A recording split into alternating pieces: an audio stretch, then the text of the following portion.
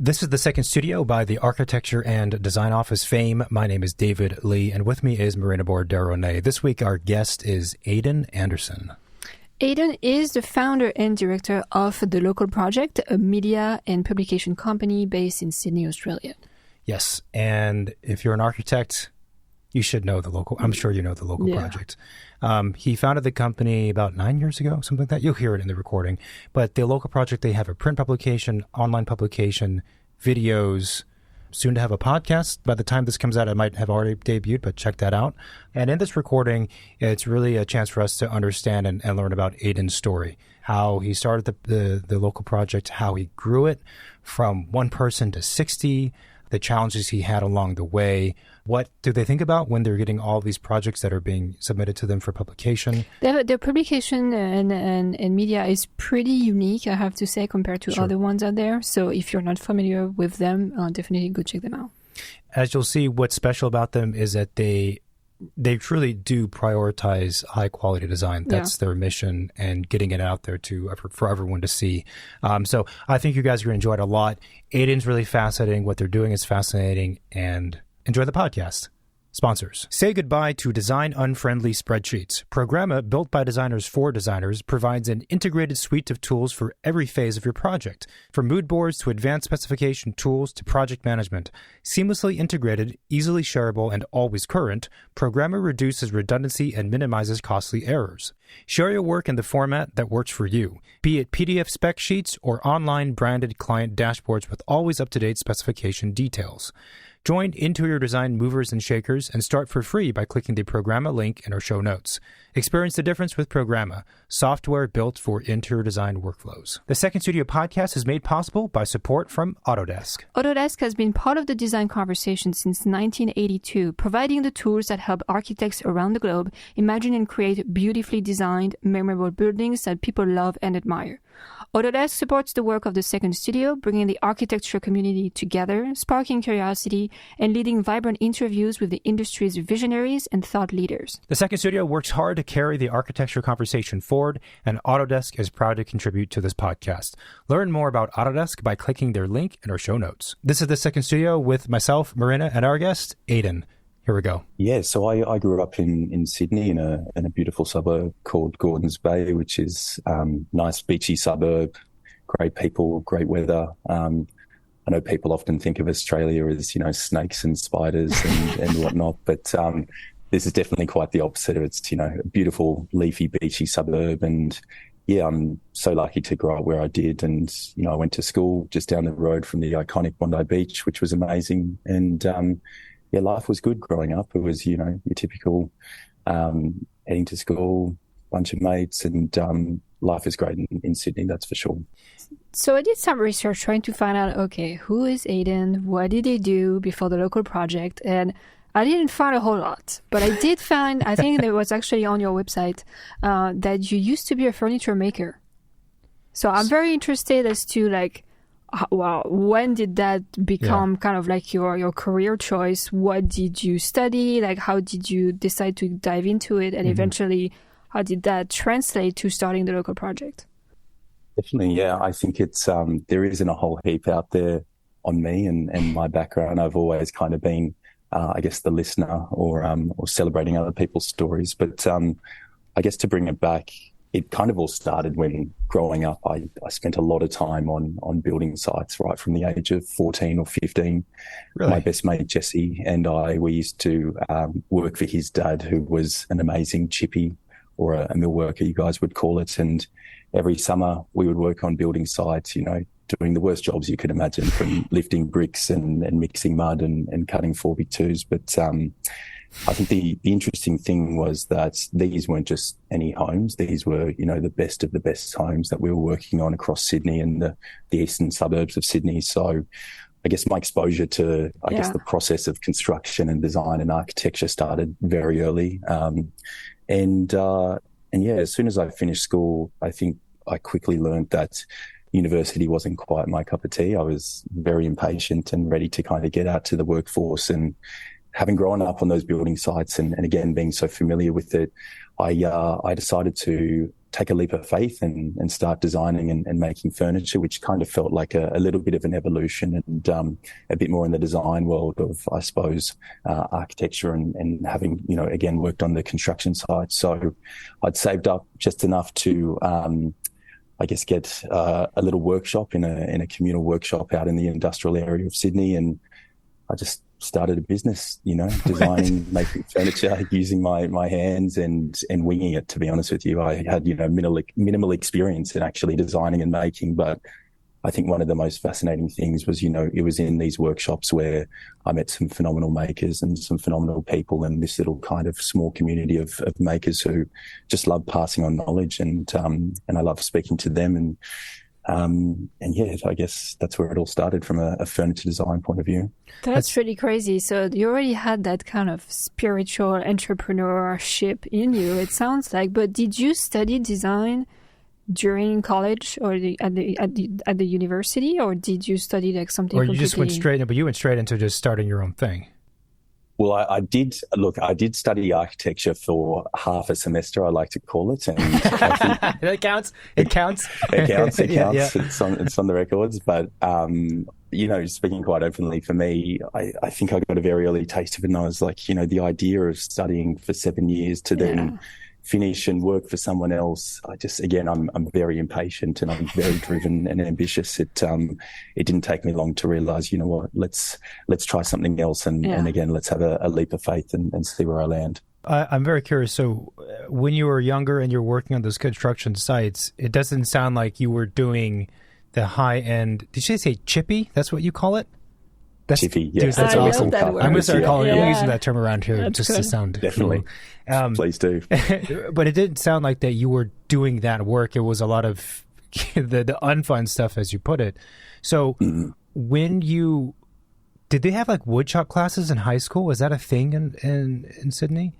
Okay. Yeah, we had that. And look, it was very basic. You'd make your wooden spoons and you'd make your very basic bits and pieces. But, I did that and that's another place I fell in love with it. But I think, on these construction sites, I would look at these carpenters and shippies and I would look at these joiners and furniture makers that were coming on and I'd idolize them. I'd be like, this is so fascinating what you guys are creating and putting into these phenomenal homes. So I think it was a bit of admiration and kind of absorbing what they were doing while I was, lifting bricks and jealously watching from afar. But I think that's where it started. And it just felt natural to me, and it kind of just felt like let's have a bit of a jump and see where it lands. And starting to design and make furniture, it was just a very slow process of just putting together my own bits and pieces. Watching a lot of YouTube and watching a lot of bits and pieces and learning from these guys and girls in the workshop. And by no means was I amazing at it. I admit that quite openly. My furniture design days, but the process of using your hands and enjoying that was pretty special. What about the time at university made you decide to go off and do your own thing aside from the lack of patience? Was there anything about architecture itself that you found that you were unexpected by, you were not interested in? Look, I think I loved it. Like I did actually love it, but I think, again, the patience that you guys have is phenomenal to work on something for 2, 3, 4 years. And then you get that gratitude of let's go and shoot it and let's go and celebrate it and put it out there. I think I'm so glad I landed in media where I did because, we get this instant gratification of you guys send these beautiful projects to us and we see them in complete form. And obviously all the blood, sweat and tears that you guys have done over the years, we hear about it, but we just see the final form that it is. So I think, it was pretty apparent to me that, I didn't quite have the patience to essentially stick around to do 2, 3, 4 year projects or let alone 7 years of university and jump into that. Yeah, sometimes I don't have the patience for it either, to be honest, depending on the days. Yeah, I don't blame you. So you start your own shop.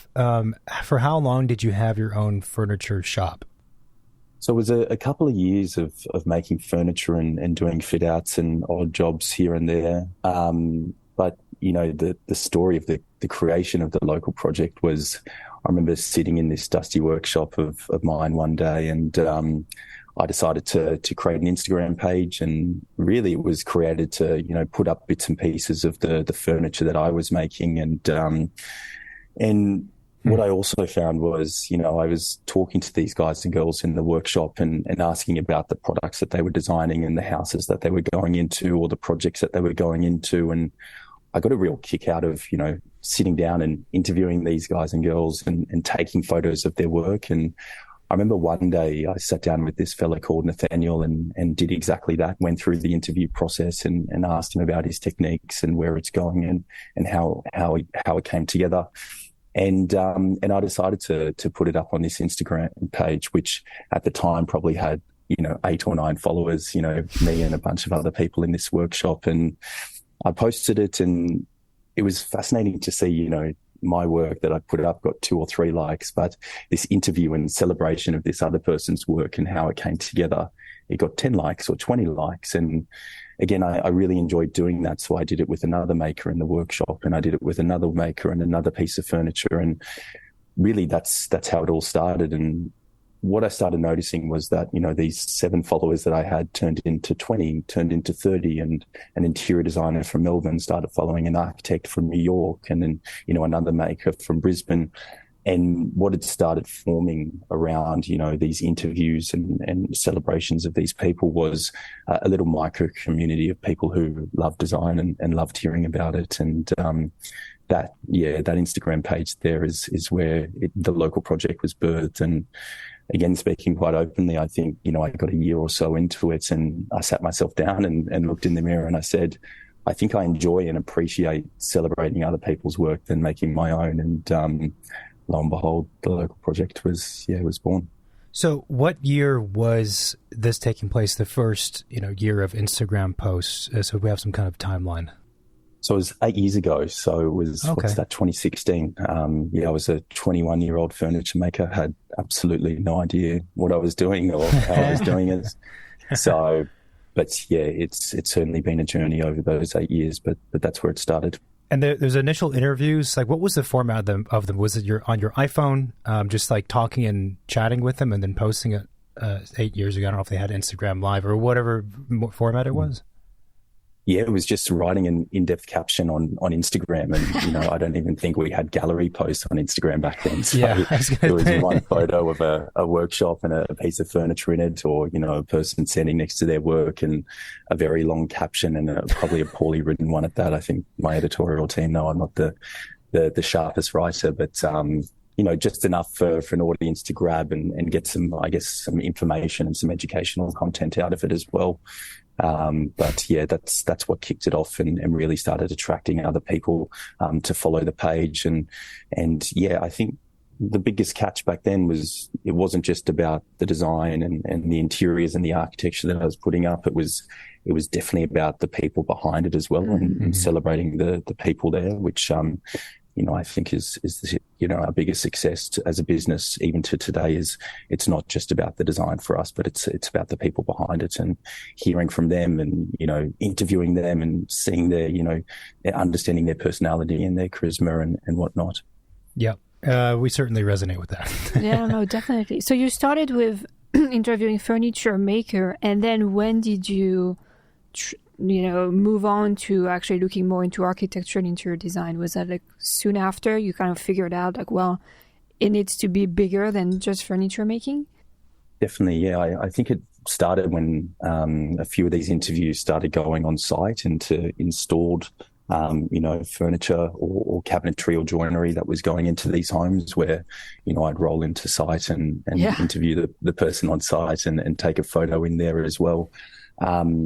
And yeah, I think people were resonating with that just as much as the one-off pieces. And I started then venturing out into interior design as a whole and the furniture that made up these rooms and spaces. And then eventually, the whole projects or house or homes as well. And started, chatting to architects and reaching out to architects, interior designers and other creatives. So it really started as furniture, then into interiors, and then the full architecture, interiors, and furniture as well, the celebration of all of it. After the first year of doing the initial interviews, when it started to get some traction on Instagram, did you at that point also wind down the shop, or you're doing that congruently with starting to venture out and go on site and talk to a bunch of other people, like you're saying? Definitely a mix of both. Yeah. I think in the first year especially, I was scratching my head on how to monetize a business. And I remember I used to reach out to architects and makers and say, hey, for $15, I'll, put up a post or something like that. And even still people were knocking me back left, right and center. But, I didn't mind. Again, I just wanted to kind of get out and meet people and understand, what they were thinking. But, I was doing furniture jobs. I was doing fit out. I was doing special effects on like movie sets as well. So definitely a mixed bag. Wait, what do you mean things. Wait, what do you mean by special effects on movie sets? Like physical built things? Yeah, one of these odd jobs was, I remember David, his name was, from DTFX, and he had reached out one day and said, hey, I need a hand where, we're doing some special effects for a movie or an ad, just out in Adelaide. Do you want to come along for a week and, just have a bit of fun? And I would go out and we would do anything from like mini explosions to all these bizarre little bits and pieces. But that's another thing that I think influenced me from like a production point of view is, being on set, and especially these larger ones where there's, 100, 200 people on set, and you see the camera teams and you see the actors and whatnot. It was another really fascinating thing that I think probably was a bit of an influence in where I've landed as well. I think you should do a mini explosion on one of your local project video. Be like, hey, so we're coming today. That's a great idea. Maybe the opening scene. Attention. And not tell the architect that it was all special effects and see what happens. And capture their reaction, That'd be a nice surprise. So it's interesting because it feels like it really started organically. Did you at some point thought, okay, this thing is becoming like really serious. I have to come up with a business plan, goals and like a whole structure? Or did you just keep pushing organically, and even still today, like how did you make that transition? Yeah, I saw these followers that kept coming in, and I got, I think, probably pretty deeply obsessed with the idea of building out this community. Like I would spend, 12 hours some days on my phone just scrolling through Instagram and really trying to understand it as a platform and what made it tick and, what hashtags to use, when to post, what type of captions to do. And I found out that when you did a mix of these bits and pieces and you kind of perfectly fed to the algorithm what it wanted to see and read and feel, essentially, that's when the growth started rapidly happening. So, I think after a year and a half, we were sitting at, 50, 60, 70,000 Instagram followers, which happened very, very quickly. And from there, I sat down and I thought there's something big happening here, and especially in the digital media space as well. Like I know even 7 years ago, it was still relatively newish, but I could just see the way that, people within the industry and outside of the industry were connecting with one another and appreciating design on a whole new level. And, and I sat down and I put a bit of a business plan, and from the Instagram, my next plan was to create other different mediums and platforms to tell these stories as well. So along came the website, in which it wasn't just, a poorly written caption, so to speak, but started, employing writers to do 300, 400 word articles along with more images. And then, I created the Pinterest page as well, which was another avenue to drive traffic to the website and then back to the Instagram. And what I started noticing was the more mediums that we created, there were these unique audiences behind each and every single one of them. So the people viewing the website were relatively different to the Instagram page, were relatively different to Pinterest and Facebook as well. And by the time I had all these different mediums and channels, I then started putting a bit of a plan together around approaching some, building material companies that also found the content that we were producing and putting out there quite fascinating. And the idea was to say, let's reach out to these building material companies and say, hey, we're getting into these amazing homes and interviewing these amazing architects and makers. There's an opportunity for you guys to kind of sponsor this feature, or, here's a beautiful home. In order to achieve a beautiful home, you need stone ABC. It was an uphill battle. Like, I remember some of those early meetings a couple of years in. I was walking into these meeting rooms with big companies and even small companies as well, and saying, hey guys, there's this thing called Instagram, and this is the digital push that we're making. Yeah. And I would get laughed out of these meeting rooms. People would say, digital media, and especially Instagram's a waste of time. Everyone's too young is on it. And how the times have changed, right? I mean, in terms of Instagram and the importance it plays in, the world today, it's almost like the modern day portfolio. But it was a slog. But, I was very lucky that early on there was, a couple of companies that said, hey, we see what you're doing. Like, we know you're on your way, and we back you. And they gave us a shot, and yeah. There's a lot of things to kind of unpack with what you said. I think so. At what point did you start approaching potential sponsors? Like 2-3 years into it? Yeah, about a year and a half, 2 years it was. Yeah. I think part of this conversation is fascinating too, because you guys have gone really far and do very well, and you're this big proper publication now. But also, in a sense, a lot of the questions and challenges and things that you were working on in the early days, the first 0 to 3 years, are kind of the same things that a lot of, in fact, designers and architects are thinking about for themselves as a way to promote themselves, right? There's a question of, now everyone understands the importance of Instagram and the potential power of it. But for a lot of folks we speak with who don't have a podcast or publication, they just have an office, they're like, okay, how do I tackle Instagram? Do I do Pinterest? Do I do a blog? Do I do, name something else? Like, what do I do between all these different things? I think it's amazing that you were able to dedicate yourself to really understanding one of the platforms and then branch out and do others, because that's always the challenge, right? I feel like now is that all of us feel like publication medias and anyone else feel like we have to be operating at 100 miles per hour for all of these 8 different platforms every day. And it's kind of like overwhelming and difficult. It is. And it's also, I think, really great to hear that, given the success and the level where you're at, that it started off with, like you're saying, we got 10 followers. That's crazy. Yeah. And then it blows up to 50 because of the work you put in, et cetera, et cetera. So there's a lot there that I think is probably resonating with a lot of people, to be honest. Yeah. And you're right. Like, running social channels, let alone just Instagram, it takes time, and it's arduous. And, obviously there's the whole content side of the thing as well, sourcing that and producing that. That's incredibly hard.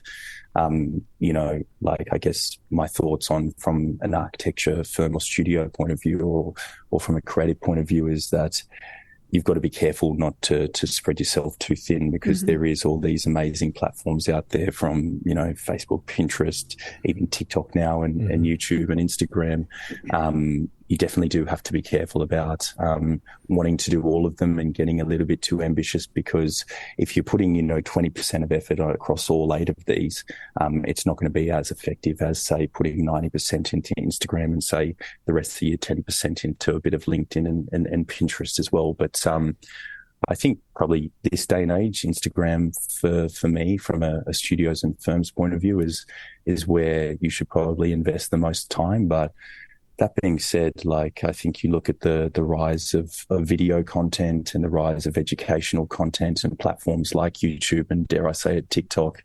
They are becoming so prevalent. And, we are starting ourselves putting a lot of time and effort into TikTok for the same reason I said before about getting laughed out of meeting rooms 8 years ago for Instagram. There's definitely, this same...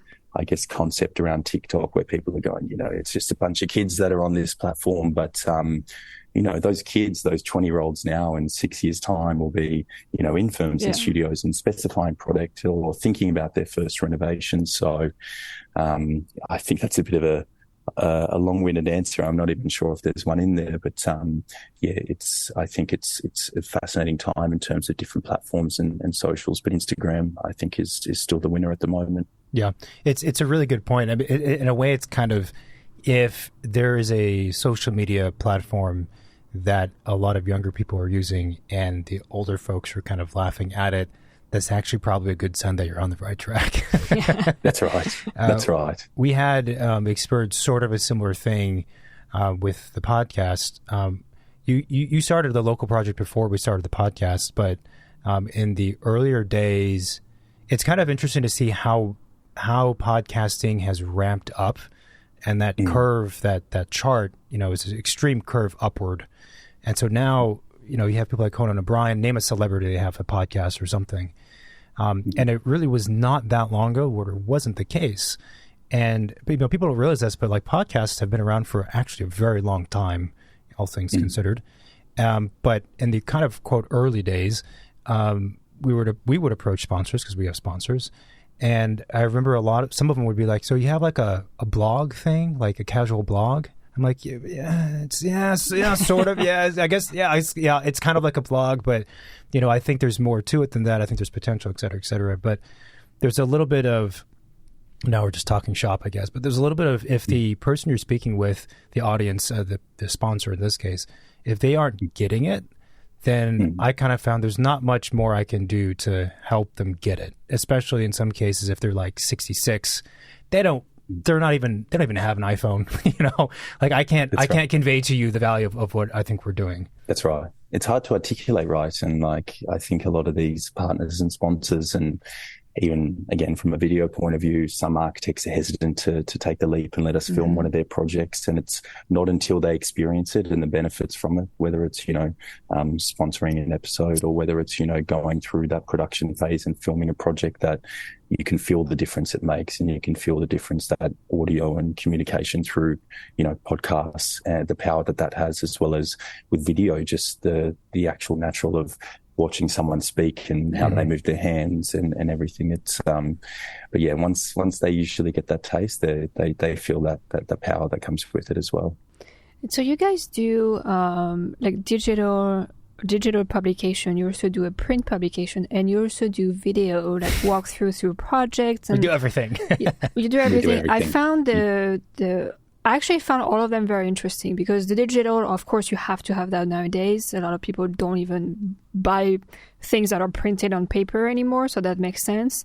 The print seems very very carefully made, which again I personally really like, because I feel like it's like, now I feel like books are precious, and whatever gets printed needs to have that feeling of it. And the videos are extremely interesting, because from an architect standpoint, we experience the project when we go on site visits, we do 3D models, we go see the project during construction, we see it finished. And then most of the time, the only way we have to show our work to people on our website and wherever is just through photos. It's like a static, thing, when really buildings are kind of living things in a way, and they need to be experienced. So I found those videos absolutely fascinating, because it really gives a chance for anyone who's worked on this project to show the full experience of what the building is like, rather than just a couple of shots of it. I'm assuming, what's your question? I'm assuming there is like. I agree. But I'm assuming it must take so much work to do that, because we've experienced doing just photo shoots of finished project, and it's like a whole production effort just for production effort for a video. Those like 5 shots that you need, right? And I cannot imagine doing a video production of that. And as you mentioned, architects maybe being a bit reluctant, because sometimes there is a detail you're not super satisfied, or a corner is not that great, or there is things you don't want to show, but it's going to be in a video and it might show. So how does it work? Yes, it's a great question. It does take a lot of time, and often a lot of convincing as well to go ahead with it as well. But hand on heart, all of that time spent on it and producing it, and not even scripting, but pre-producing it and getting everything ready to shoot it, it is worth it. And I think it's, video for us is one of the defining moments in our business, where when we started releasing video content and doing these house tours and project tours and moving through spaces and giving audiences a feel of what it's like to be in one of these spaces. And again, what it's like to hear from the architect or the homeowner or the interior designer. It's just a whole nother level of connection that you can, I guess, create with your audience. And I felt it instantly when we released our first video, I think probably close to 5 years ago now, 4 years ago. And I saved up every penny we had to produce that video. And I tried to engage the best videographers and our production team that we could, knowing that video really was and did feel like the way of the future, where photography is such an important part of what you guys do and what we do, and it always will be. Photography is amazing, and I love documenting projects through that. But I think to your point of, like, again, moving through spaces and hearing from the horse's mouth, so to speak, of the decisions that were made and why, and, you know, identifying some of the interesting details and again, just moving through that space, it is so powerful. And we produce a lot of videos, and I think we do anywhere between, last year, I think we did probably 80 house tour videos, give or take. And these each take, you know, like 4 to 6 weeks of pre-production, obviously a 2-day shoot, and then post-production, it's whole thing afterwards as well. But we wouldn't change it for a thing, because again, when we started releasing video on our channel, it just, the connection you make with that audience, and I guess how far-reaching video content can be through platforms like YouTube and Instagram is amazing. So it's worth it is what I'm trying to say. How long usually are those videos? Anywhere between 5 to 7 minutes, give or take. Yeah. And the only video I could think of house tours would be, like, you know, the ones that realtors do on TikTok or Instagram. And a lot of times they don't know the choices and who did the house. And it's kind of like annoying, honestly. So it's, That's right. it's pretty cool. As you were talking about the benefits and the value of video, it also reminded me that, and I agree, photographs will always have their place and be of great importance and value and all of these things. And photographs also bring a different kind of dimension to the conversation in terms of how something is conveyed, which I think is valuable. But photographs also allow for a lot of kind of strange, how do I say it? Like, from an interiors perspective, it's very easy to, I wouldn't say easy, but it's much easier to set up a scene that looks good. So you can pose a chair, a table, some flowers, and a piece of artwork, take a picture, and that picture, you know, it's of those items, but those items tell a much larger story. So it feels like we're buying into this kind of imagination that we have from the picture, which is great. However, I do see a lot of times with those types of compositions, I'm thinking to myself as a designer and architect, where in the house does this thing exist? No one's ever going to sit by this lamp by the window or whatever. Like, this is a completely fake. This is not real. This is a stage set, really. And it's not to say that the rest of the house or the project is not good, but I see, especially for the interiors, it's very easy to take a photograph, make it look cool. But I'm like, that actually does not exist in real life, because those 5 items I can guarantee you, they're not sitting next to each other ever. It's not real. Yeah. And I think video is kind of a funny thing, sort of to Maruna's point of, like, there's a authenticity to it inherently. Yeah, and like you said, video is incredibly revealing, and it's brutal in the sense that you move through these spaces and you see everything for what it is. And it's been interesting on my end, seeing the evolution of styling, in the sense that, you know, we're now speaking to a lot of stylists who aren't just thinking about that one beautiful hero shot or through imagery styling, but we're really kind of asking these guys and girls, hey, we're using moving picture here as well. This is kind of the shot that we're going through. Can you guys think about styling that from, you know, a 10-second kind of slider shot? So trying to create that, in a sense, and make it look beautiful, sometimes as unrealistic as it is.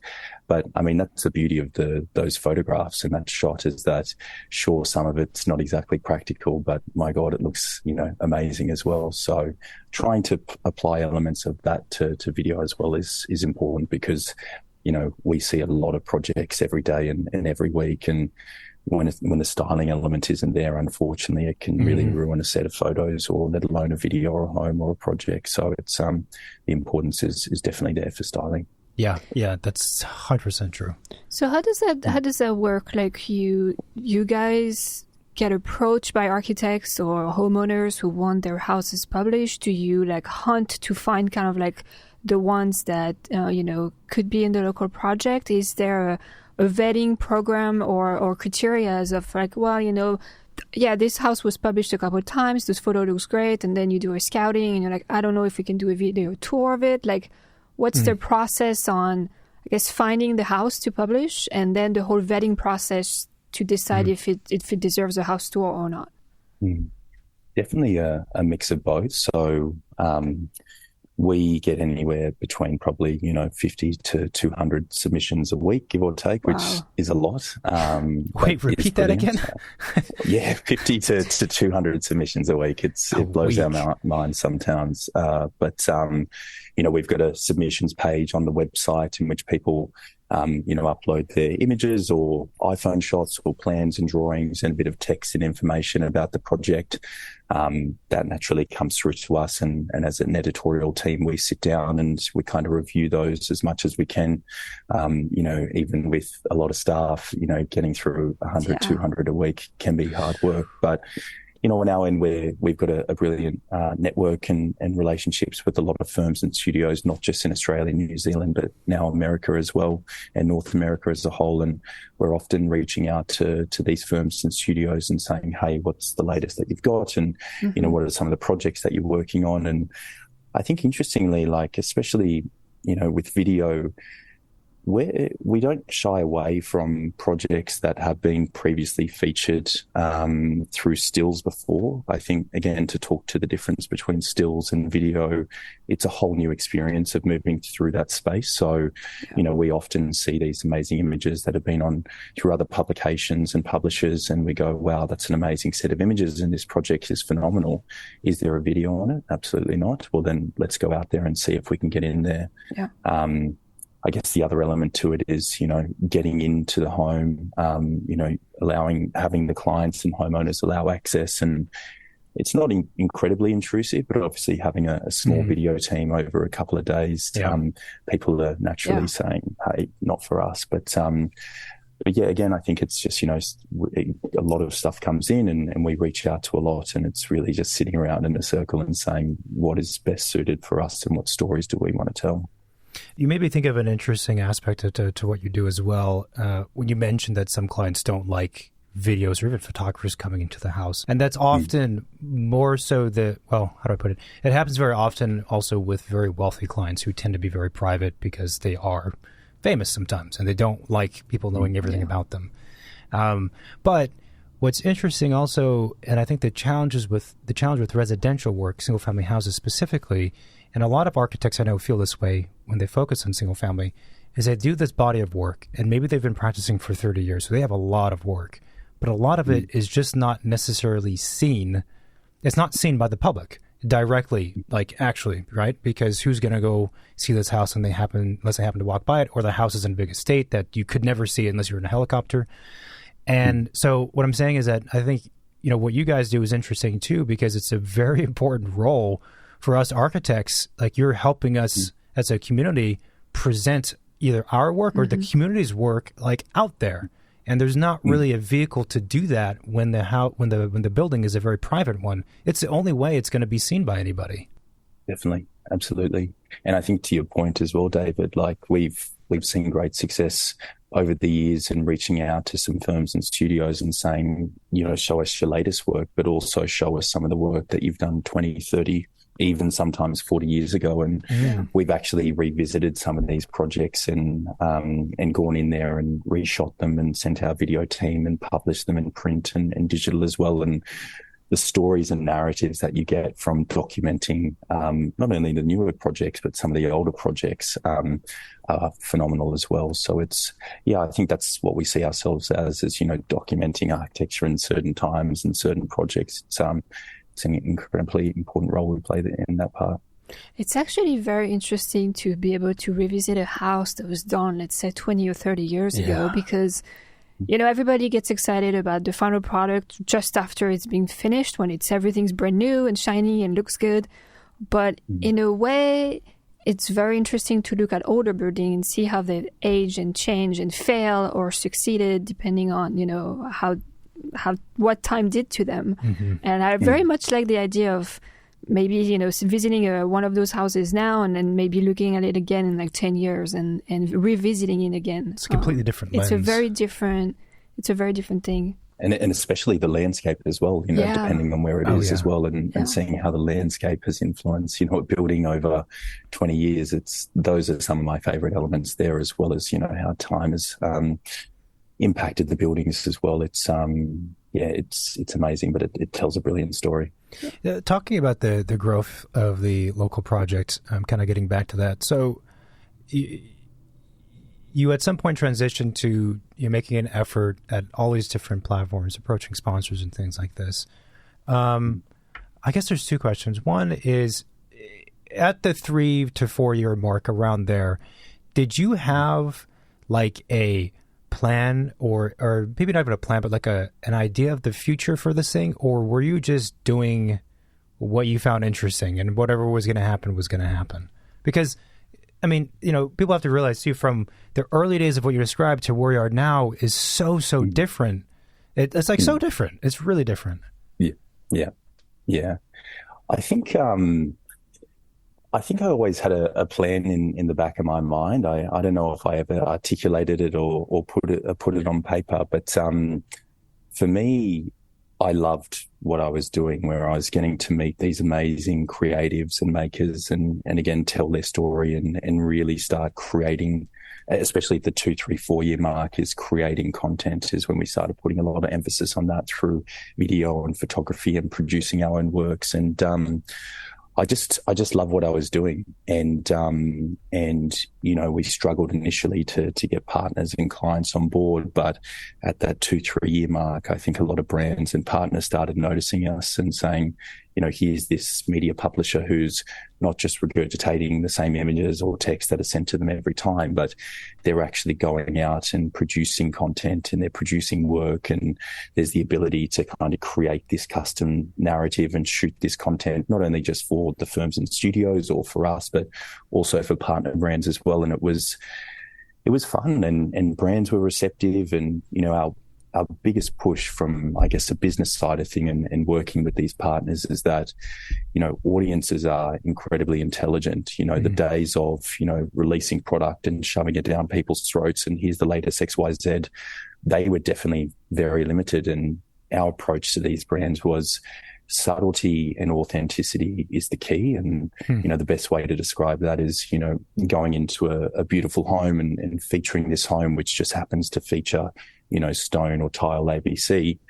Let's have the architect mention that ever so subtly towards the end of the video or towards the end of the article, and maybe a couple of small photos, because they have authentically specified that product and they have done it naturally. It's not forced or anything. So, and it is actually insightful for the audience too. So that style of marketing was, it was, I wouldn't say it's new or anything like that. I think subtlety's been around for a little while, but I think in our world, the design world, it was just a really effective way to engage audiences and respect them as well without being in their face. So, and, the brands, when they started testing it and seeing the results, and the return on investment from their end, they were like, wow, this is definitely working. And, more and more brands started working with us and creating content with us and building their relationships with architects and designers, and which allowed more access for us into homes. And it just kind of kept growing and growing from there. And it was probably at the 4 year point when, we'd created a bit of video and we had a really, really strong digital presence. I sat down with the team and I said, guys, I think we should think about releasing a printed publication. They're like, what? They're like, we're already doing 6 different things and now you want to do print, which is like a whole different can of worms. Exactly. Come on, mate, another one. Are you kidding us? To be fair, they were super receptive, and I think obviously in our worlds and circles, like print is something special, something tangible that you can sit down and digest. But there was a lot of people I told and they said, you are bloody crazy. Like, what are you thinking? Print is dead. It's on the way out. But I could just see how architects and creatives resonated with print, and how people, again, enjoyed their time of just sitting in a chair and consuming something in their own time, in their own silence, and digesting that. So we took the leap of faith into print, and that was another monumental moment for our business where when we released that print magazine, we went from this online blog, I guess people would consider us, to a media publisher. I think that's when we earned a lot of respect in the design industry and publishing industries, because A, print is incredibly hard to produce and put together, but B, it's just, again, another way to connect with your audience. And, we've done print for close to 5 years now. We're up to issue 14 with our magazine. We released our first hardcover book about a year and a half ago, which we're just doing our 4th reprint of, which is crazy to think. And print is not dead. Print is absolutely not dead. And I think it's thriving, but the key to print especially is longevity. And we didn't go out to make something that is just a quick little glossy flip through and, okay, I'm done here. But, our printed magazine is, close to 400 pages. So it's probably closer to a book. And then our hardcover book is 500 pages. But yeah, again, the key is longevity, something that is not just a great, printed educational magazine or book, but something that is an object that will sit on your coffee table for years to come as well. Do you think that some of your natural preference, or I guess tendency toward things that are well crafted and just done well, comes from your experience woodworking? Oh, yeah, that's a good one. Definitely. Yeah, absolutely. I think the appreciation, especially for the tangible side, the side of things through the print. But during my brief stint in furniture making and designing, I think especially Japanese design and woodworking, I found so fascinating and interesting. Not only just the beautiful products that the Japanese would produce and still do produce, but the level of care and detail and perfection is something that's always stuck with me. And that resonates with me deeply, and something I try to apply. I'm certainly not always a perfectionist, but absolutely, David, that's been a massive impact. Interesting. I could definitely see that. And I think that's also what makes the local project stand out from a lot of other publication, is that level of care and precision and search of precision and sometimes even search of perfection. Like, it just feels like there is a lot of thoughts and hearts that's been put in it, rather than just being a platform that just publishes a lot of content and has too much advertisement that you don't even know what the content is, because the pages are thin. It's like if you sneeze, it's going to disintegrate. It feels like something you want to, whichever platform, if it's the printed or the digital or the video, something you want to spend time on, rather than just flip through. So I think you definitely succeeded on that. Thank you. No, I appreciate that. And I think one of my responses to that would be, it is our products and our content is made for architects and designers, and you guys do notice everything as well. So, often I get asked, should we go a point of a millimeter thinner on the paper stock? And I go, no, guys, come on. These guys will notice. Let's keep the quality. Let's make sure it's always as perfect as possible, because, it makes a difference. That's funny you say that, because that's what I was thinking too, is that you have a very discerning and very picky audience. Let's be honest. Very, very, very picky people. But I think that's also why a lot of our colleagues and us like it, because there's a sense of, okay, so whoever's on the other side of this, they get it. They get it like we get it. We're doing different things, but they get it. And especially now with the way that social media works and just how the speed of things, it's very, I guess, actually almost comforting to have something that's not like that. Which actually makes me wonder, and I'm not sure if you want to share that with us or not, is who is the audience of the local project? Is it mostly architects and designers, or is it pretty much everybody? So I think as we've grown, we're now sitting under just just under 4 million audience members, which has been, again, a wild ride.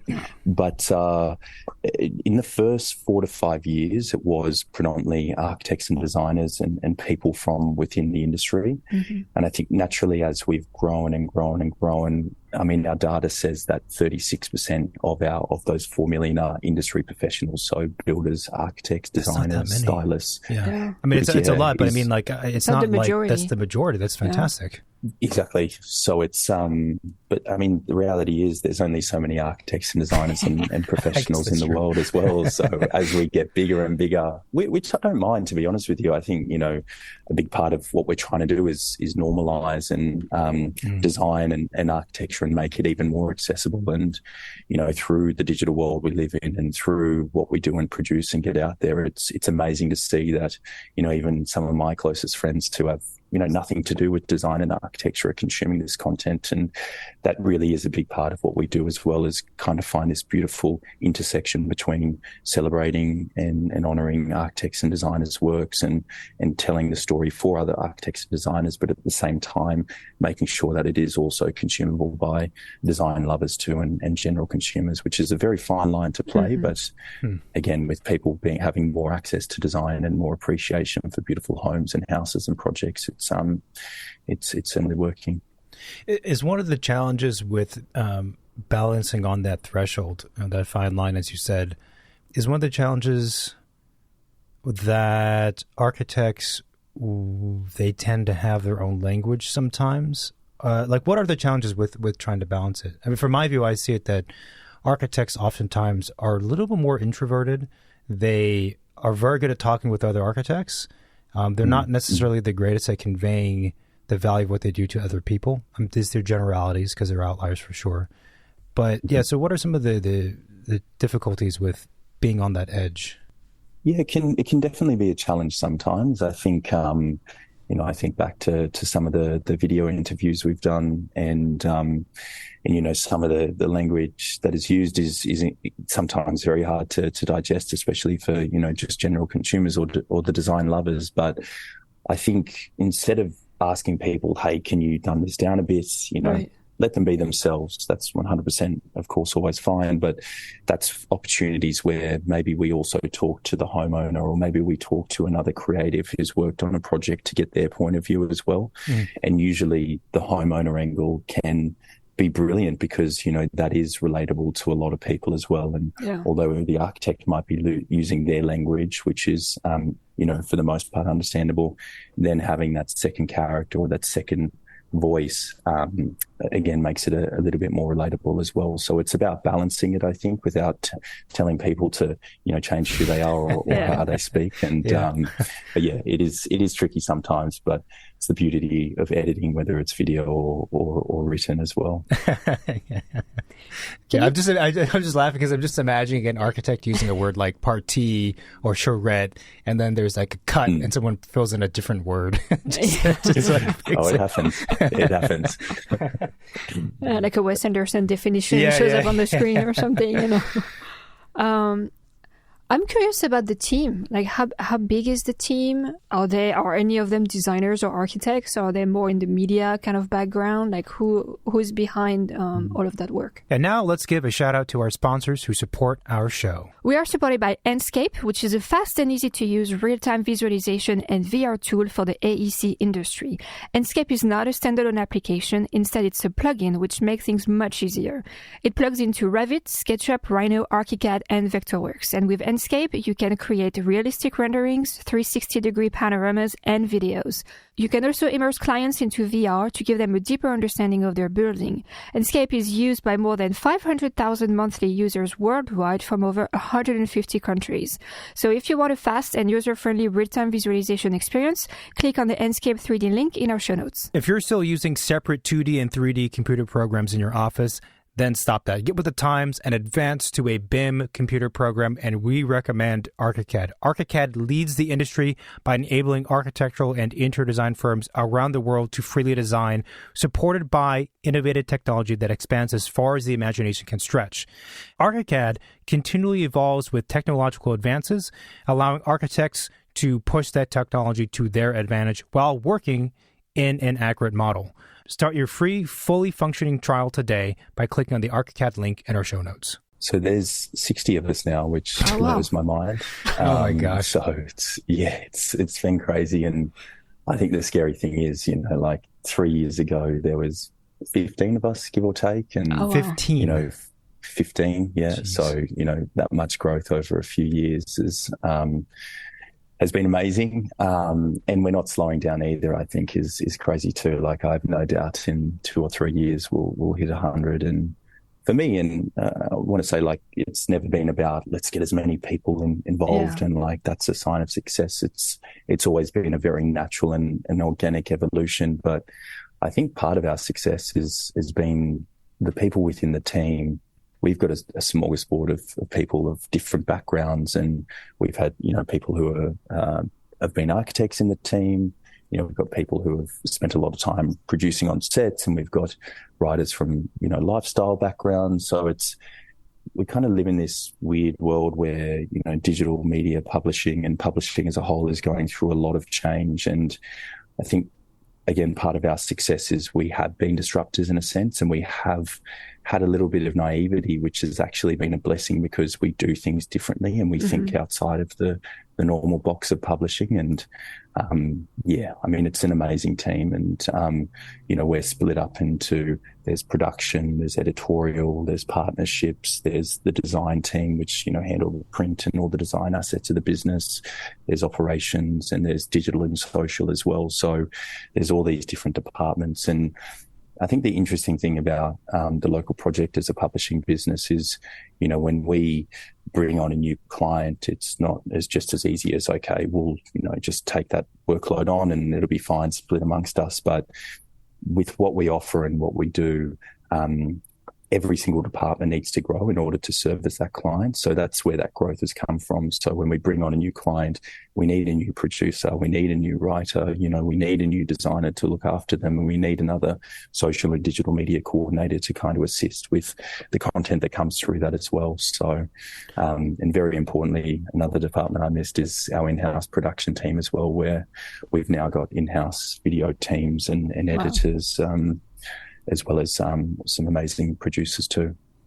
So when you say client, who does that refer to?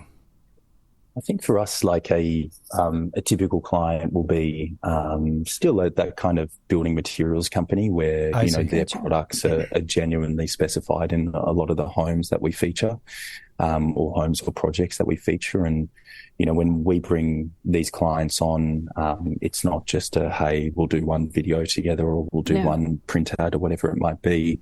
Our logic is very much, to bring it back to the start of this conversation, every medium has a unique audience behind it. So we sit down with these clients and partners and we say, hey, over a 12-month period, let's look at doing, a couple of print ads, a few different print stories. Let's produce 3 videos and let's do 4 photo shoots and let's do a bit of digital activation. Let's do a physical event. So it's a very multi-medium kind of type of partnership, again, based on authenticity, and based on subtlety as well, where we're just creating amazing content together in partnership with them and putting it out to our audience for them to consume and digest. Is that typical for a publishing company to do that kind of like planning and strategizing with the client? Because I feel like from just, looking at like whatever magazines that they just kind of like stick the advertisement, and maybe that's why you guys are doing it differently, right? Is that maybe instead of taking their product and just putting it on whatever media you're using, you think a more like broader picture?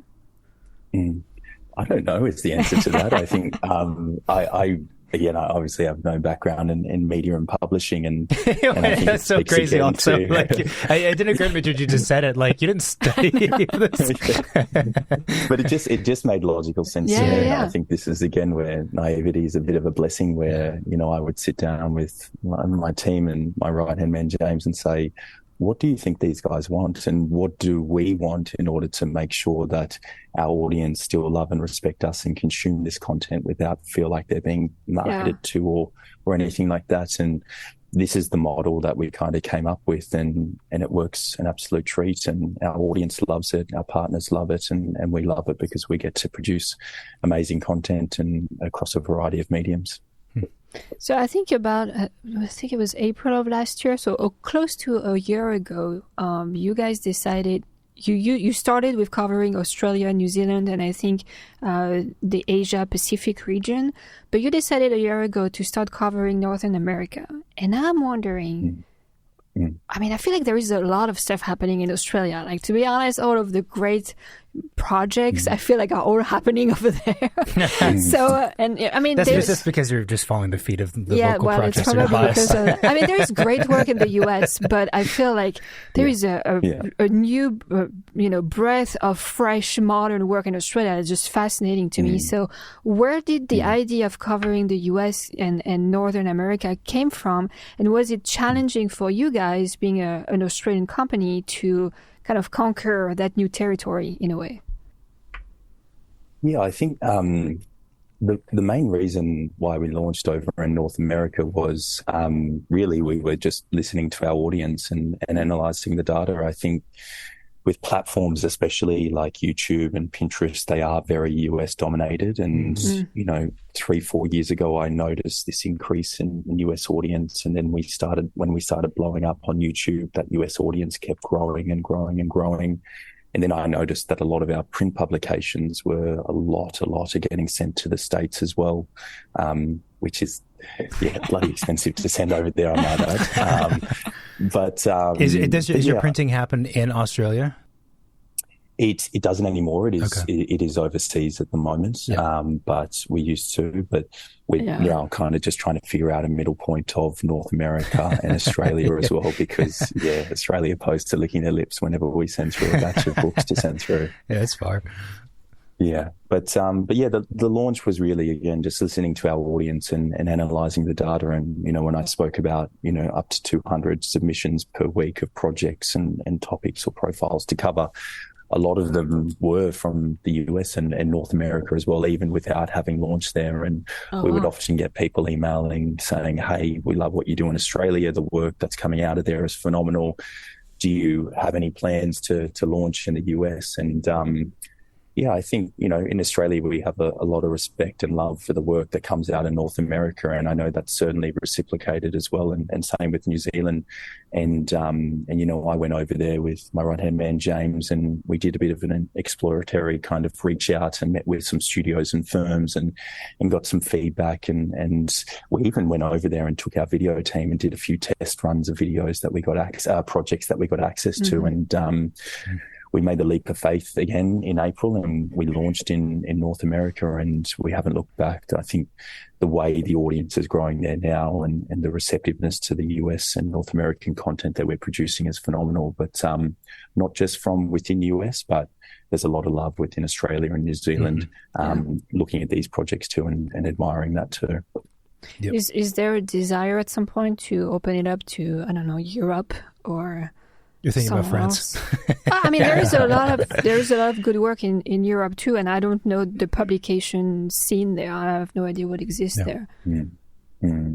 Yeah, I think maybe down the track, I think North America is such a daunting prospect in terms of how large it is and how much to do. Like I honestly think we've got 5 to 10 years of work to do there to really amazingly set ourselves up there and build an amazing relationships and networks and I guess a band of clients as well. But Europe, I mean, any excuse to get to the south of France would be nice, but I do think it's about 6 or 7 plus years away, give or take. Do you guys have a team in Northern America to do like the scouting and like physically there, or do you have to get the crew over from Australia? So we've got one team member in New York, Millie, our amazing senior features writer, and she does a lot of work on the ground there. But for us, we've made the decision that whenever we head to the States, we actually send our own production team over, and that just allows for consistency of the content that we create and the workflow that we've created as well. and it's worked incredibly well. And, like it's always fun sitting down with the production team and saying, hey, how do you guys feel about going to, LA and New York for 8 weeks? And I'm yet to hear a no or an excited, they're always excited and ready to get over. So it's a great opportunity for the team. But I think for consistency of quality of content, it's really important that we do that as well. How do you guys decide? Well, let me ask this first. I did have another question about just the growth from one person to 60 to wherever you're going to head to next. And this question, maybe it would be interesting to people, anyone who has a business or folks who are interested in having a blog or media company or whatever it's going to be. Like, when was the first time that you brought on someone else to help you, and how did that growth take place? Because that's, again, remarkable growth. I feel like also we're hearing through your stories is that there are probably several moments where you could have plateaued and just stayed kind of safe and consistent and at that tier. But it seems like, you consistently keep pushing once you get to a certain point. And I guess part of this question also is that there's a lot of people who are very talented at one particular thing. In your case, maybe it's having a knack for interviewing and meeting people, or I don't know, whatever it might be. But it doesn't necessarily mean that they're going to be able to create a company from one person to 60. Like, that's crazy. Like, you're a business owner with 60 people, like that's from a furniture maker, Yes. Yeah. I scratch my head often. Yeah. I think, thinking back to it now, like it's, a lot of the guys that are still here to today, like they've come on this journey with me. And I think one of the best examples is probably James, our now head of partnerships. He came to the business, or he was one of our very first, employees. And he would, 7 years ago, he would work 10 hours a week. He would reach out to architects and collate some information and collate some images and send it back to me to upload to the website. And, after 3 months of doing that, he decided to work 20 hours and do a little bit more writing. And then after that, I said, I just saved up enough money to pay for a salary. And I said, do you want to come on and be one of our communication coordinators and just, again, help full time, reaching out to firms and studios? And it was probably about 3-4 years in. He said, hey, I love this business. I love being here. I'm really fascinated with the partnership point of view and reaching out to these potential partners and growing those relationships. So he pivoted into partnership management. And it's been 7 years of him here now, and he is the head of partnerships. He kind of leads the charge in terms of bringing on new business and bringing on new clients and building those relationships. And he's been on an incredible journey with me, like a phenomenal one. And he's been there through the highs and lows and the stressful moments of, hiring more staff and figuring out how to update systems and processes. And by the time we've updated them, we've got another 10 new staff members. So it's been like that for a lot of the people here today. And, I've always kind of bootstrapped this business, and I've always been one to see the growth and potential and never hesitated for every penny that we've made to throw back into the business and invest in the right people to help grow it as well. And I know a lot of people don't always take that approach. That's always about, providing for yourself, and that's totally fine as well. But for me, it's this growth and this momentum, it's addictive, it's exhilarating. And so my natural response has always been like, let's continue reinvesting this and building something special, because, even from the get-go, whether it's in 5 years or 10 years, I knew something special was on the way, and I loved and I still do love what I do and the journey that's been. So, yeah. Has it ever been challenging to maintain the clarity of the ethos or let's say the mission, in quotes, of the local project over the course of the lifetime of it, as you've expanded in particular to having all these people? Because with all the people comes with a bunch of other responsibilities.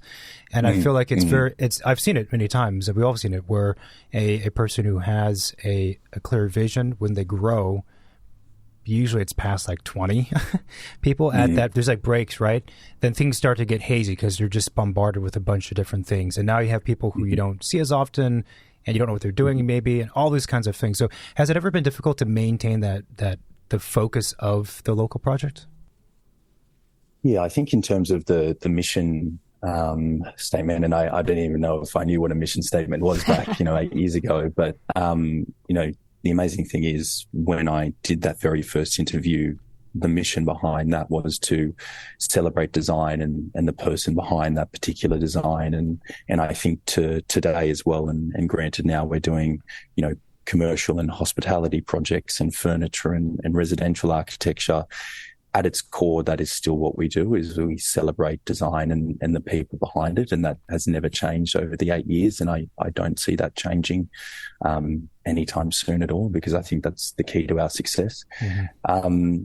But to answer your question about, the growth that has come with it as well. And that's 100% the biggest challenge that I've faced personally with, growing this business is that, when it was 10 of us or 15 of us, there was this amazing relationship you had with every single person in the business. And, I could sit down and ask every single person in the office how their day is, how they're going, what's new with them, and then get on to my work.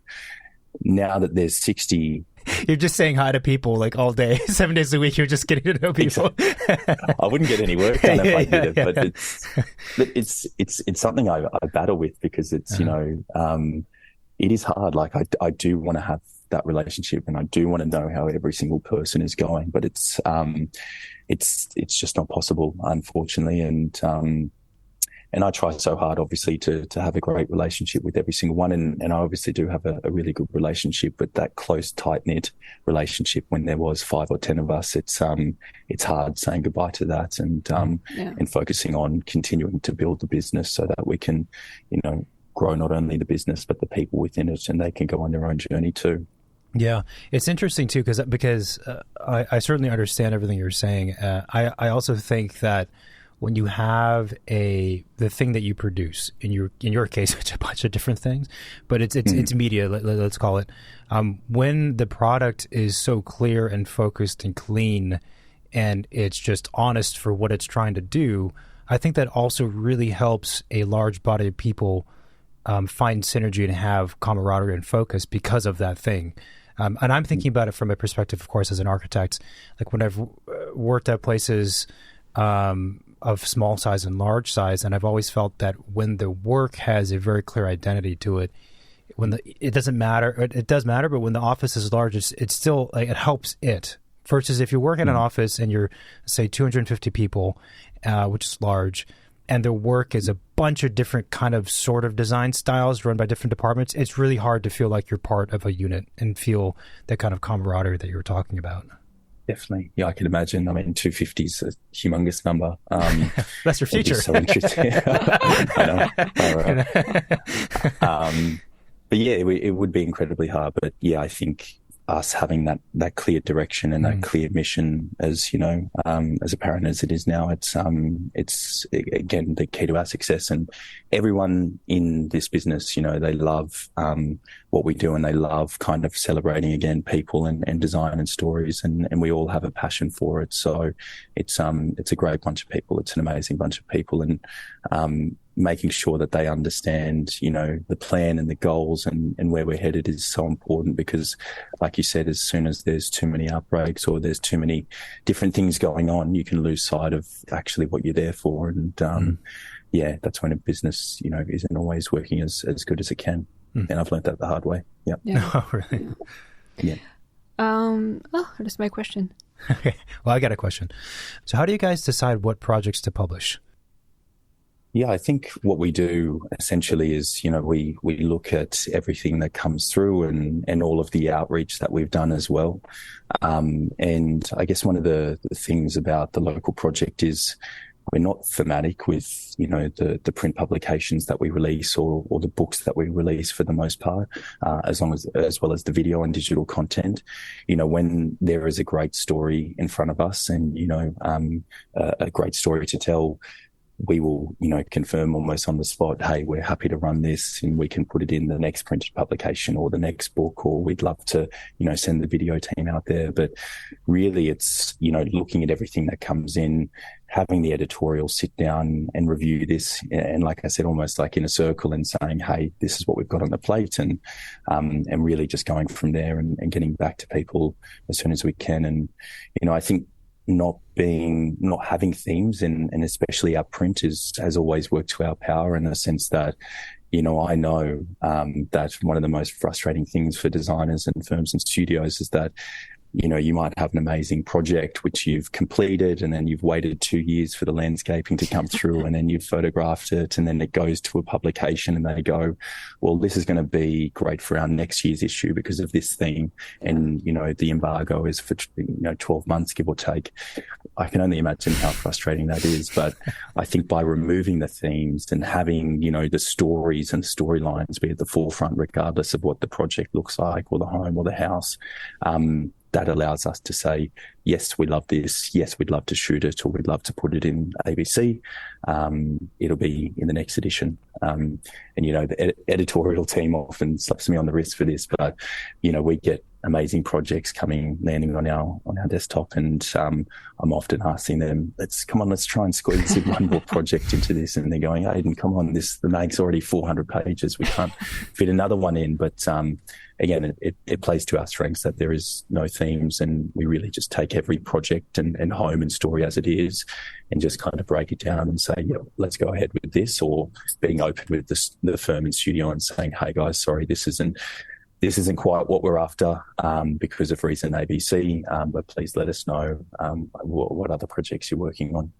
Was there a moment where you wanted to have themes? I never thought about that question before this conversation, before you brought it up, but you're right. A lot of publications do have themes that are set by quarter, by half year, or by year, or whatever. Have you ever been tempted to have that? Not really, to be honest with you. Probably to the same point of, like, if it's an amazing story, then let's go chase it and let's get it out to our audience ASAP. So it hasn't crossed my mind really, but who knows where the future will land. Are there any projects that you would not publish? So things that you see in a project and you're like, yeah, this is not a good fit, or I don't know, something else? I think some of the more obvious ones, like the cash grab developments, we always kind of put in a pile and say no thank you to those. But I think for us, what is incredibly important, both internally and then also externally in terms of the images and content that we get sent, is that we need to make sure that content that we're receiving, especially if, the architect or firm or studio has shot it themselves, is the best content possible. And I know from a firm and studio's point of view that investing in photography and styling and having people on set and getting access, it's incredibly arduous. It's incredibly expensive, but I cannot tell you the importance of investing in content creation, not only just for getting it out to media, but for yourselves as well. It's one thing that we always say, especially to emerging firms and studios, is that save up and make sure you can try and produce the best content possible, because the mileage that you will see out of working with the best of the best, whether it's that amazing photographer, amazing videographer, or stylist, the content will go so much further. And you reap the rewards from that. So that's another clear thing we obviously look out for, is just quality images, quality styling. And, like for us, it's not about the homes or houses or projects, the bigger or better. Usually it comes down to the story behind it. And often, some of our most viewed videos and most read articles are smaller, beautiful projects or apartments where they have a quirky detail or they have a quirky design behind it and an interesting homeowner, and the architect's incredibly well articulated. Those are the projects with the strong stories that do well on probably not only our, channels, but, a lot of publishers' channels as well. Yeah. Yeah. I agree also with what you're saying about a longer term payoff of having high quality, production photographs and things like that. It is a crazy thing. And I appreciate your words about how difficult it is for an average architecture office to invest in that, because it is, at least in the United States, I'm not sure about other places, it is an insane amount of money that one has to spend on a photographer, on styling. And really, actually, those are the only two. Well, then there's a publicist perhaps, but let's say those are the two things for a project, the photographer and styling. But it's so much money. And I know for a lot of small offices, it's hard. They're like, I can't, this is close to whatever percentage of my fee. I don't know how I can put this into it. But it's really an investment in your own business. And at the end of the day, that documentation is the only thing as architects and designers we will have and keep from that project. So, I think having like the right photographer and the right photography is crucial, because we do market our services with those elements. So even for, our own websites, the quality of the image you put out there is going to represent the quality of your business or the image of what your business is. Yeah, absolutely. But it is a chunk. It is a chunk. I don't know if it's like that everywhere though, or if it's specific to California. I don't know. California's expensive. Oh, it is. I've seen some of the fees come through, and it is crazy. It's definitely well above, obviously, Australia, just even with the USD versus AUD, obviously. But I've seen some fees there, and it is insane. But I know it's easy for us to say, invest in content, but wherever possible, I might say, invest where you can. Responsibly. We don't want anyone going broke. Responsibly. That's right. Yeah. Oh yeah. So my question I forgot was, so you started the local project. You were the guy behind the cameras and the questions, interviewing, the makers and the designers and the architects. What is your role now that you have 60 people in the team? Are you still doing some of that kind of like work on the ground, or are you just, keeping the ship afloat and ahead and planning for the next big wave? I like to consider myself a professional emailer now. I think that takes up most of my time. Unfortunately, I don't get out to the projects anymore, and I'll still catch up with firms and studios and architects where I can, but I think where my head's at is really focusing on strategy, the business, and we're always chasing what is the next medium and what is the next way to tell stories. And the biggest thing that I've had my head in for the last probably 6 months is we've just finished the build of our new 3-level production studio, which is just around the corner from where I am now. Wow. And that has been a labor of love, but for us, it's and the credit to you guys. And after having listened to a lot of your episodes and the content you produce, but a lot of the strategy I've been working on is how do we produce long to mid-form educational content?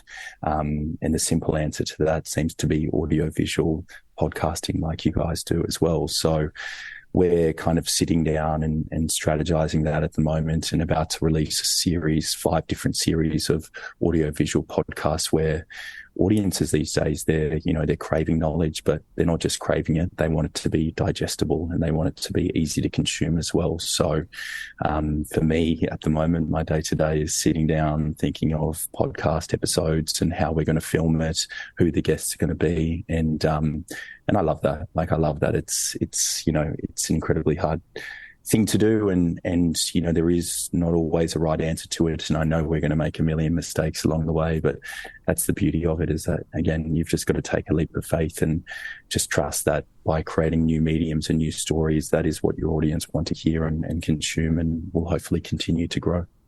That's fantastic.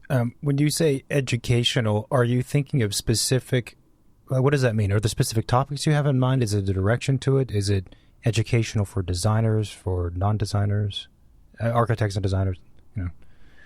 Definitely a mix of both. And I guess the 5 series that they're breaking it down into, or a few of them anyway, is kind of like the journey of designing a home and educating people on what to expect as they're about to go on the journey. Another one is hospitality insights, where we're not just sitting down with interior designers and architects who create a beautiful hotel or design a beautiful restaurant, but we're getting in the owner of the restaurant or hotel, and we're getting in the head chef and talking about how the whole space has been influenced, from the design of the menu to the actual food itself, to the experience of walking into it. Another one is, in working title, but 10 design essentials, where we're bringing in architects and designers and essentially getting them to talk to 10 of their favorite products or materials or bits and pieces that they've been using on recent projects as well, and educating our audience on different materials, whether they're sustainable or whatever else they might be. And then, there's a few others in the works as well, but you guys have definitely got the scoop on that. But yeah, this is the fun stuff really, is just creating those series and understanding what our audience considers educational as well, and A/B testing a lot of it too. And like I said, we're going to make a few mistakes and we're going to put some content out there that doesn't quite hit. But I think for us is kind of like veering out of the beautiful homes and houses and projects, which we'll still do, of course, every single day, but, slightly opening it into this other type of content where we're still celebrating the people behind the design and industry leaders and emerging architects, and hearing what they have to say in their opinion, I think is a clear next step for our business. I could feel a Netflix series. I wrote down Netflix in my notes just now. Yeah. As you were describing it, I'm like, you need to put that on TV. You need to put that, like for like a 5-season, 10 episode, type of thing. Like everybody gotta get on it. That sounds like a really exciting project. So I'm looking forward to it. But on that though, have you guys you must have thought about TV or some kind of format like that, like on Netflix or whatever streaming? Like a docuseries? Yeah.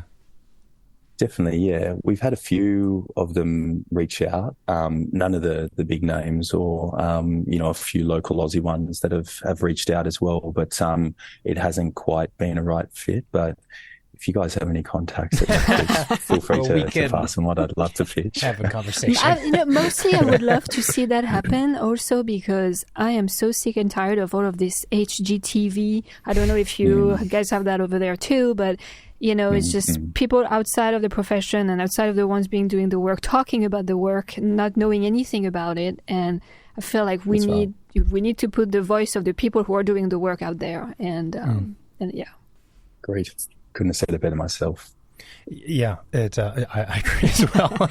So I don't have a contact yet, but I will be working on it. But kind of big picture thinking is, it's like, it's a funny thing. That's one of the many reasons why we had initially started the podcast was, one, we didn't have any assumptions that it was going to be successful. I'm going to be very clear about that when we started. But part of the goal or the thought was, well, if we can do something and actually like just educate people about what we do, the two of us specifically, but also architects in general. And there's many different ways we try and do that. Sometimes it's not successful, but that's underlying. That's like kind of the point of the whole thing, really. And it was sort of in response to what we had felt through from a very cursory level of research of the media out there, that there wasn't that happening, right? And to Marita's point, if you look at the obvious ones that everyone knows about, like HGTV or whatever $5 billion listing in Malibu, like this kind of like thing, like you're saying, the development properties are just bigger is better and more money is better.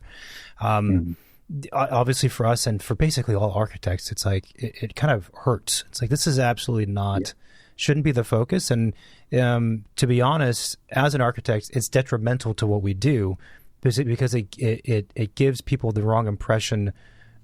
First, I think the value system is wrong. We put that out there, but it gives the wrong impression about what we offer. And I'm reminded now that we had an architect on the show. I'm trying to think if this conversation happened on the show or not. So I have to be careful. But it was conveyed to me by an architect who we know, we trust, and we love. They do great work. That a media company would they wanted to do something with an architect, but it wasn't a good fit. Because the media company was like, okay, we need you to go out there and like swing your hammer and knock down walls. And the architect friend was like, that's not what I do. Like, I don't ever use a hammer to knock down walls. But at least at that time in the United States in that specific situation, that was the friction, right? This is the perception that people have. And this is the perception that the company felt like they had to cater toward. Which, of course, for architects it's well, it's because they're presenting the work and the profession as entertainment rather than just presenting it as a profession, which is much more serious than that. It's like it's for the show, right? And that's why real estate, kind of reality TV works really well, is that it's all about the drama and, like the outfit and the lighting and the money shot and like the drone view. It's not about what the thing that they're shooting is actually about, Yeah, 100%.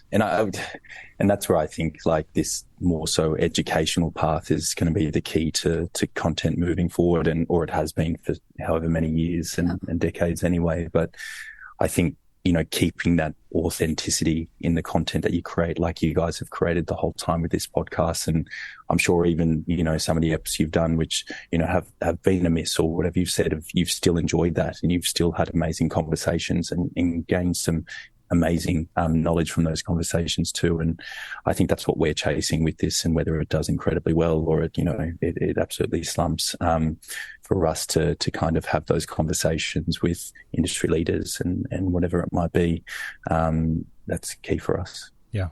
Random question we wrote down is, what do you think you would be doing today if you had not made that first post for the local project and then continued on with the local project? I reckon so.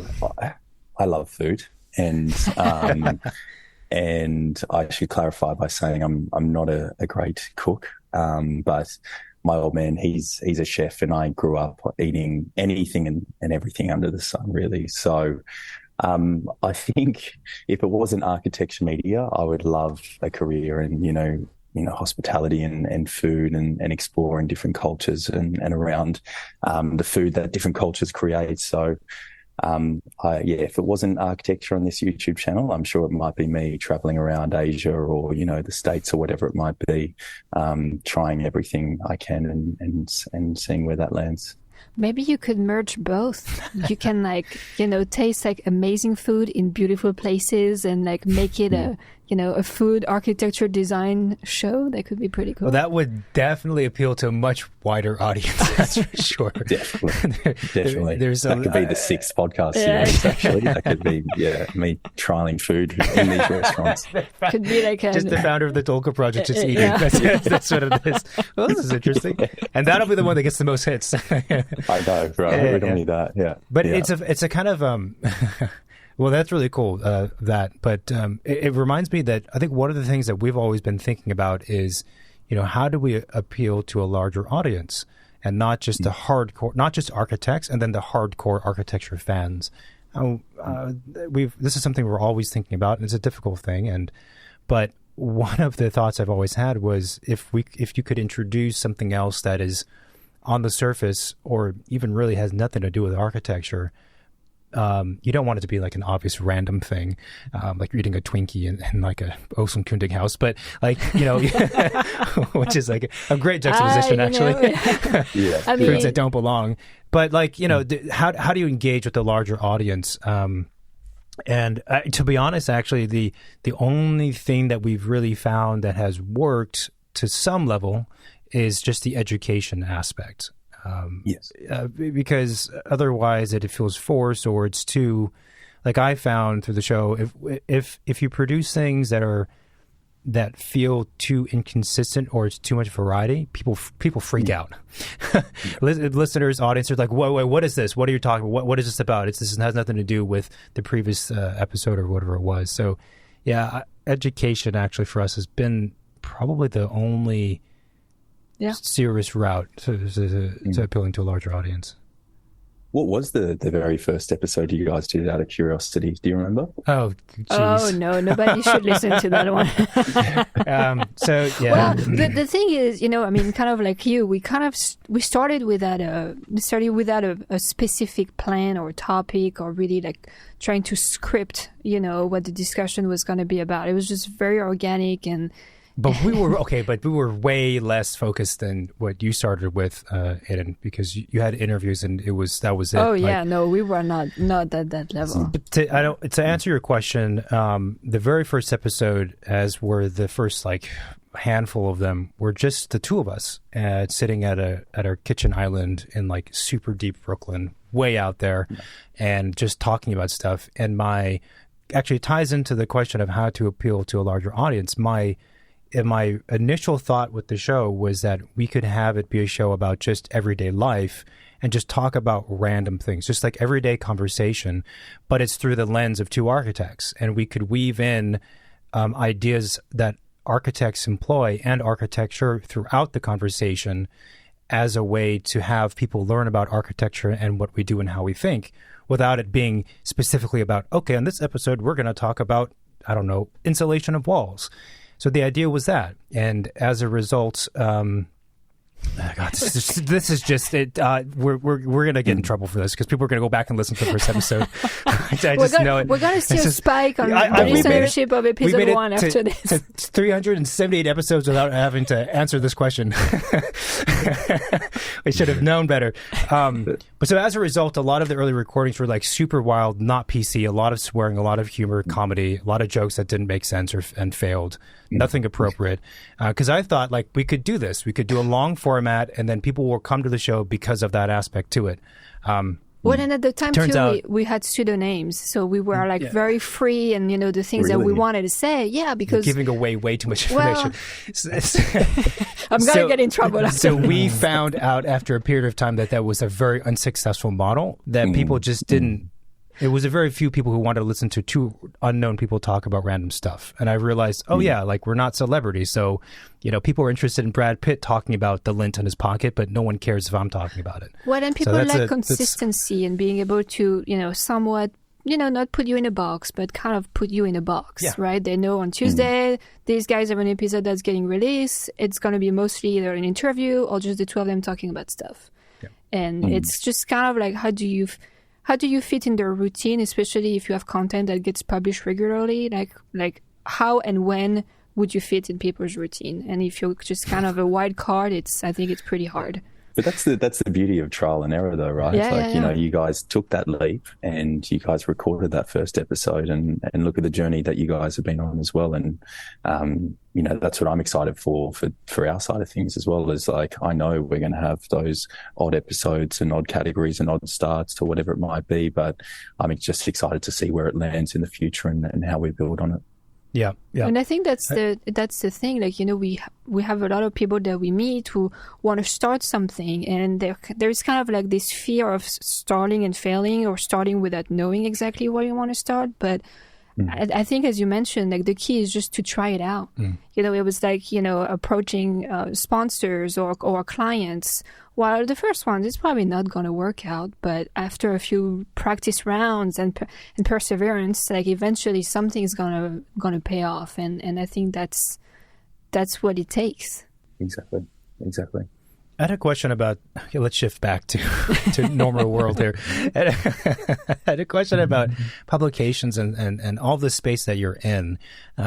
Because again, as you mentioned, it wasn't like you did 4 years of journalism school or whatever school that went into this. You just started. Has there been anything about the various medias or all of it that has kind of surprised you in terms of like how they work? Yeah, I think probably without trying to get myself into too much trouble, like I did look at some of the other publishers and whatnot out there at the time that I started, or a couple of years afterwards, and there were a lot of other publications that just kind of felt a little bit old school and traditionalist, and they'd been around for 50, 60, 70 years, so there wasn't a whole heap of change in what they were doing, I saw, and hence the opportunity for us to come in as a disruptor. But I think this again speaks to the blessing of naivety, because, whether it was producing a print publication or producing our first video or doing our first Instagram post, I just thought, this will be a bit of fun. This should be relatively easy, and definitely, learned the hard way on, I remember our first video in Melbourne 5 years ago, and I thought, this will be fine. Everything will go to plan, and, the architects won't be late for their interview, and, whatever it might be. But we were able to kind of just go with the flow and learn on set and the hard way with how everything came together. And even with print, what I thought would be relatively easy come together relatively easily. That was another huge experience too. But once we had got the hang of it and those bits and pieces, we just found it, it just became the norm, and it just became part of our schedule. So nothing too surprising, but a lot of learning on the job. But yeah. I just have a couple of final questions. One for me is, what in architecture is exciting to you today? I think the amount of young talent that's coming out at the moment, some of the emerging design studios and the emerging firms and studios is phenomenal. And I think through digital and social channels and the amount of kind of niche publishers that are still out there, we're able to kind of connect and see the work that's coming out a little bit more as well. But, you know, I look at some of these firms that are barely 2, 3, 4 years old, and, you know, some of the first projects that they're working on, whether they're incredibly small or mid-size or whatever it might be, the talent that is coming out and the emphasis on the content creation side of things and the awareness that they have on how to market their work is just incredibly impressive. And, you know, this is probably a good example of, you know, these younger firms and studios with, you know, people around 25 to 30. They've lived through this digital media and how it's all evolved, and they understand how to work it and to market it. And I'm genuinely excited to watch these firms go from emerging to established to industry leaders. And there's a lot coming through across Australia and New Zealand and especially the US as well, which has me very, very excited. Well, one of the final questions that we usually ask on the show is, what is your favorite building? And you see a lot of those, so and a lot of really good ones. So it might be a very hard question for you to answer. But if there is one, no, there's no if. You have to answer your favorite building. Or if you have a favorite maker, it doesn't have to be a building. Yeah, I want to know the favorite building. Okay, if you have both. Am I going to get in trouble? It's always hard for me to play favorites. That is a good question. I don't know if it's a boring answer from an Aussie like me, but, you know, I went to an event in the Sydney Opera House at the end of last year, and that place just bowls me over every single time I walk in there. And I know it's such a cliche answer from someone from Sydney as well, but, you know, I went in there and again for, you know, the 50th time and walked around and looked around, and every single time without fail, my jaw just hits the floor. It's incredibly special, and we're so lucky to have that here. So, again, a cliche answer. That's awesome, but unapologetic in a sense too. That's awesome. Aidan, thank you so much for making the time on a Saturday morning for you. It's much appreciated. The chat was great. Might have to edit out some bits about us, but no, I'm just joking. We'll leave it in. That's what it is. No, thank you so much, really. And I also want to thank you for what you guys are doing, because as we've communicated in the show, but I'll say it again, that for us, and I speak for like all of the architects, it's really reassuring and makes us feel more optimistic when we see that there's a group of people and yourself trying to present quality and present architecture that's good. And that is the reason for presenting it and not other things. So that's appreciated. Thank you.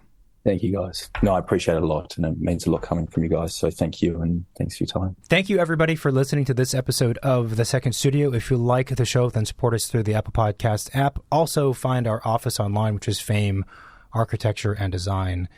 The podcast has an Instagram, Second Studio Pod. It has a website, Second Studio Pod. It has a hotline, 213-222-6950. You can call, leave a voicemail, text, any suggestions, any feedbacks on the episode, any story you want to share, any topics you want us to talk about, or any guests you want to see on the show. This is the best way to reach us. Yep. We have a decent following on Instagram. There's a lot of architects and other people following it, and they engage in conversations and So if you want to see what's up, then follow that for sure. What else? We're on YouTube. I think we forgot about YouTube. We're on YouTube. Oh yeah, we're on YouTube. And we're on Spotify, so check us out on there. Rate the show if you like it. We appreciate everyone listening, watching, and I think that's it for now. That's it for now. Stay tuned. There's a lot more coming up this year. Okay, bye. Bye-bye.